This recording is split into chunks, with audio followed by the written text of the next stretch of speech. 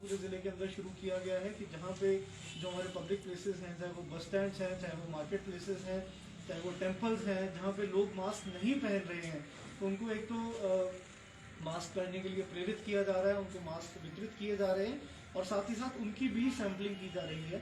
तो जैसे मैं कल के आंकड़ों की बात करूं तो ऐसे पूरे ज़िले के अंदर 688 लोगों को रैंडमली सैंपल किया गया था जिन्होंने मास्क नहीं पहना हुआ था और वो बाय एंड लार्ज एसिम्प्टोमेटिक लोग थे बिकॉज वो अपना देवर फ्रीली रोमिंग और अपना सभी टेम्पल्स के अंदर भी विजिट कर रहे थे, बसेस के द्वारा भी आ रहे थे। तो उसके अंदर से भी 45 केसेस हमारे पॉजिटिव निकले हैं रैट में, जो ये सिग्निफाई करता है कि अराउंड 6 से 7% जो पॉजिटिविटी है वो हमारी जनरल पॉपुलेशन के अंदर भी है, जो कि मैं मानता हूँ काफ़ी ज़्यादा है।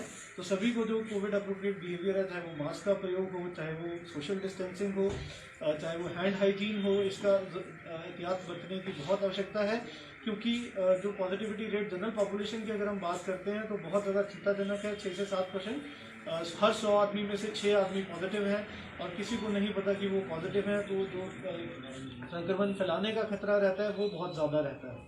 तो मेरी यही अपील रहेगी कि यदि आपने जो वैक्सीनेशन की 3rd डोज के लिए, प्रिकॉशनरी डोज के लिए आप एलिजिबल हों तो वो अवश्य लगाएं। ये आपकी इम्यूनिटी को बेहतर करने में ये कारगर होगा। साथ ही साथ जो कोविड अप्रोप्रिएट बिहेवियर है उसका पालन करें और जो केसेस की ट्रीटमेंट है, चाहे वो होम आइसोलेशन में हो चाहे हॉस्पिटल्स में हो, उसके लिए जो प्रशासन ने कदम उठाने चाहिए वो सारे उठा लिए गए हैं और उसके ऊपर भी निश्चिंत रहें कि जो जिला कांगड़ा की तैयारी है, यदि केसेस में बढ़ोतरी होती है तो वो तैयारी ठीक है। धन्यवाद सर।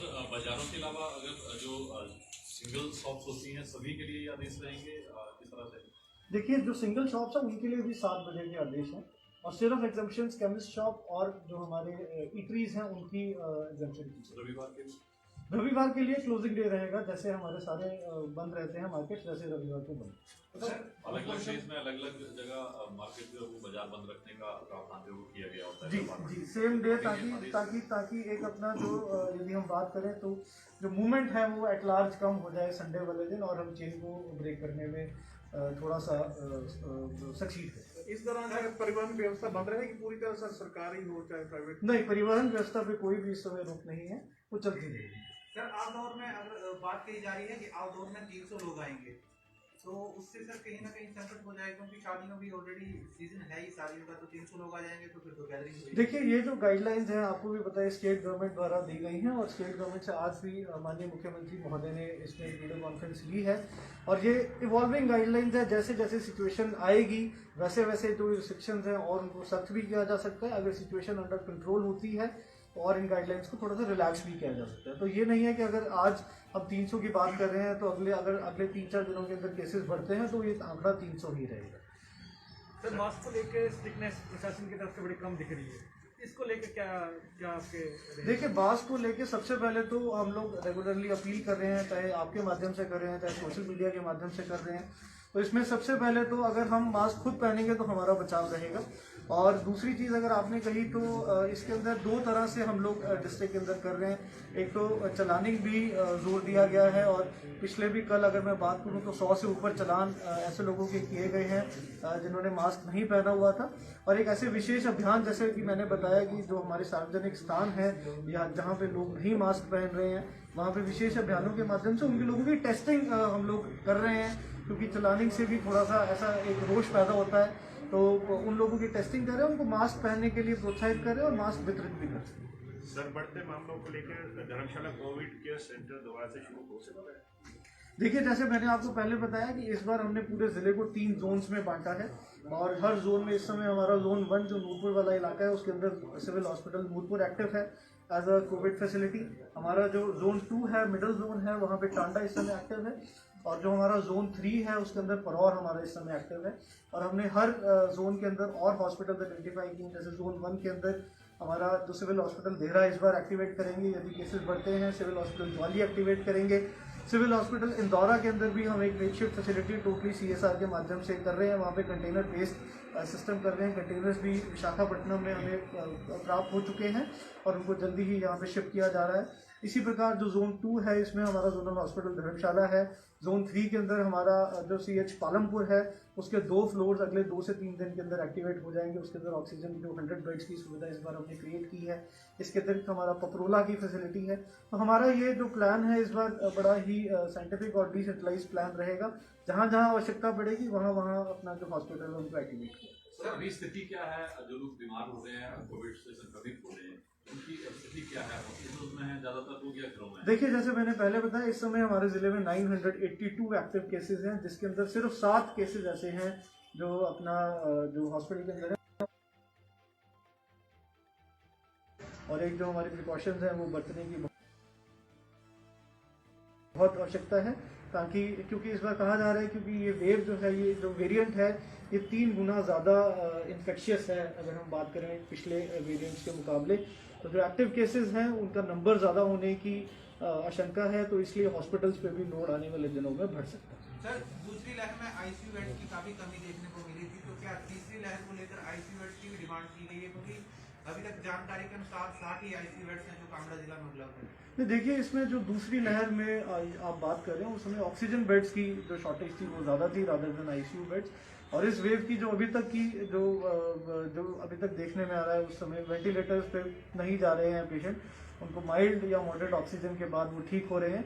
ऑक्सीजन बेड्स की दूसरी वेव की यदि हम बात करें तो जिला कांगड़ा के अंदर लगभग 800 बेड थे, और तीसरी वेव अब जब अगर हम आती है और हमारे पास लगभग 1200 से 1300 बेड्स की व्यवस्था इस बार सरकारी सेक्टर के अंदर है, तो मैं ये मानता हूँ कि ये जो संख्या है, और यदि इससे अतिरिक्त भी ज़रूरत पड़ेगी तो हम और भी जो फैसिलिटीज़ है हमको कोविड में बदलने के लिए हमारे पास पूरा जो तैयारी है उसको 1-2 दिन के अंदर ही हम बेड्स की जो स्ट्रेंथ है उसको एस्केलेट कर सकेंगे। तो नए ऑक्सीजन प्लांट भी एस्टेब्लिश किए जा रहे हैं?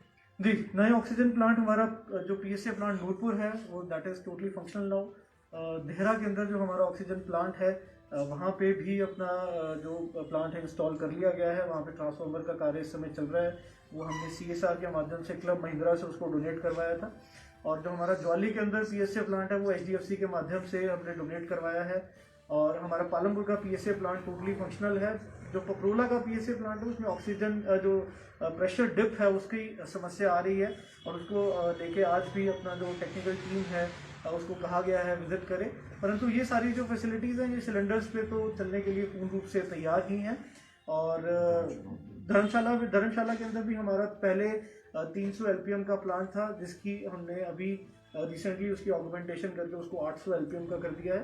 तो ऑक्सीजन की जो व्यवस्था है वो भी इस बार ठीक है, और ऐसा नहीं हम फोर्सी कर रहे हैं कि ऑक्सीजन की कोई डेफिशिएंसी है। टांडा में भी लगना था प्लांट, टांडा में प्लांट लगा हुआ है, वहाँ पे कुछ इश्यूज हैं उस प्लांट के लेके, उसके लिए भी टेक्निकल टीम जो है वो विजिट कर रही है। सर बाहर से आने वाले पर्यटकों और होटल्स के लिए भी कोई गाइडलाइन? देखिए, इसमें जो DTDO के माध्यम से हमने यही कहा है कि जो होटल्स में जितना भी स्टाफ कार्य कर रहा है उनकी एक तो जो डबल वैक्सीनेशन है वो क्योंकि मैक्सिमम हो चुकी है, तो उसको अगर कोई बचा हो तो उसको इंश्योर करें। और बाकी एक रैंडम सैम्पलिंग भी जो हमारे हॉस्पिटैलिटी इंडस्ट्री है उसके अंदर चलती रहे, ताकि यदि कोई ऐसा पॉजिटिव होता है तो उसको टाइमली डिटेक्ट करें और उसको आइसोलेट करें। सर, ये जो इस बार का जो संक्रमण आई है पिछले संक्रमण से क्या भारी है? देखिए, भारी जो वर्ल्ड ओवर जो ट्रेंड्स हैं, जो नंबर्स की बात की जा रही है, नंबर्स ज़्यादा होंगे, परंतु सीवियरिटी जो है जैसे हमें भी देखने को मिल रहा है ओनली 0.7% हॉस्पिटलाइजेशन है। तो हो सकता है कि जिन लोगों को हॉस्पिटल व्यवस्था की ज़रूरत हो वो कम होंगे, और 95% से ऊपर जो लोग इस वायरस से संक्रमित होंगे वो होम आइसोलेशन के अंदर ही ठीक हो जाएंगे। और एक बात मैं बताना भूल गया, इसमें लेटेस्ट गाइडलाइंस होम आइसोलेशन की भी भारत सरकार की तरफ से आई हैं, जिसमें पहले 10 दिन की रिकवरी होती थी, अब 7 दिन उसको कर दिया है।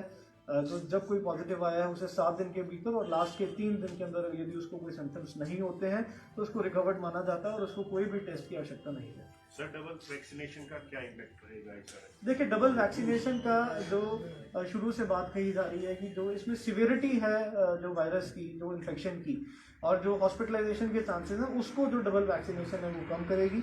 और जो परंतु जो इन्फेक्शन, क्योंकि जो अभी गवर्नमेंट ऑफ इंडिया ने भी जो वेरियस रिसर्च और काफ़ी शोध के बाद पाया है कि जो डबल वैक्सीनेशन की जो एक इम्यूनिटी इफेक्टिव रहती है वो 9 महीने तक इफेक्टिव रहती है, तभी जो एक 3rd डोज प्रिकॉशनरी डोज की बात कही गई है वो शुरू किया गया है। तो 9 महीनों के बाद जो हमारे जिन लोगों को सेकेंड डोज लग चुकी है उनके भी इम्यूनिटी लेवल्स थोड़े से फॉल कर जाते हैं, तो उसको ही बढ़ाने के लिए प्रिकॉशनरी डोज। तो क्या हर 9 महीने बाद वैक्सीनेशन का चलेगा?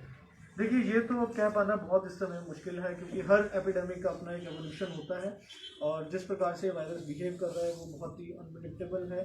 नॉर्मली 2 साल के अंदर एक एपिडेमिक जो हम ट्रेडिशनली मेडिसिन में पढ़ते हैं वो डाई डाउन कर जाता है, परंतु आज 2.25 साल होने को आए हैं और अभी भी हम लोग एक जो संभावित थर्ड वेव है उसकी और अग्रसर है।